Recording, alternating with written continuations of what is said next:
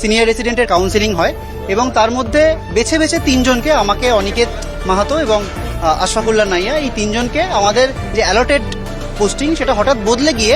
অন্য পোস্টিং হয়ে যায়। তো সেই জায়গাটা থেকে আমাদের যাতে আমরা মেধার ভিত্তিতে যে জায়গাটা পেয়েছিলাম সেই জায়গাটা যাতে আমাদের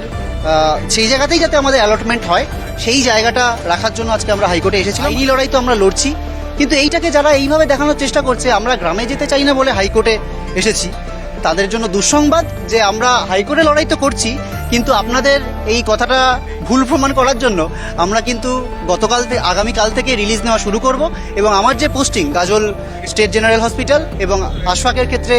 পুরুলিয়া দেবেন মাহাতো যে মেডিকেল কলেজ হসপিটাল, আমরা কিন্তু সেখানে জয়েন করব। এবং আমারও ব্যক্তিগতভাবে আমি এই জায়গাটাতে অত্যন্ত সহমত পোষণ করি, সেই জায়গা থেকে আমি জয়েন করছি না। ডক্টর অনিকেত মাহাতো আমাদের তৃতীয় যে সহকর্মী, তিনি কিন্তু জয়েন করবেন না এবং তিনি আইনি লড়াইয়ের মাধ্যমে চূড়ান্ত দেখে এটা ছাড়বেন এবং এটা ভাবারও কোনো কারণ নেই তিনি জয়েন করবেন না এবং বসে বসে মাইনে বা বেতন পাবেন। তিনি যতদিন না জয়েন করবেন তিনি কোনো রকমের তিনি এখনো জয়েনিংই করেনি, ফলত তার বেতন পাওয়ার বা স্টাইপেন্ড পাওয়ার কিন্তু কোনো প্রশ্ন নেই।